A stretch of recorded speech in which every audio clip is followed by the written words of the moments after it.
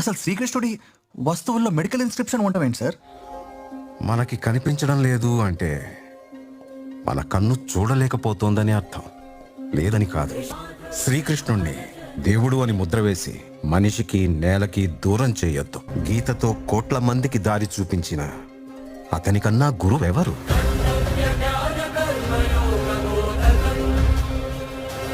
రక్షణ కోసం సముద్రం మధ్యలో ద్వారకా నగరాన్ని కట్టిన అతనికన్నా గొప్ప ఆర్కిటెక్ట్ ఎవరు?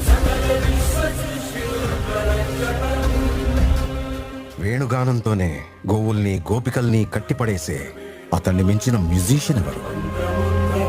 హోమయాగాలతో వర్షం తెప్పించిన అతనికన్నా ప్రకృతిని అర్థం చేసుకున్న క్లైమటాలజిస్ట్ ఎవరు? అన్కంట్రోలబుల్ ఆర్పిఎంతో తిరిగే సుదర్శన చక్రాన్ని కంట్రోల్ చేసే అతనికి మించిన కైనెటిక్ ఇంజనీర్ ఎవరు?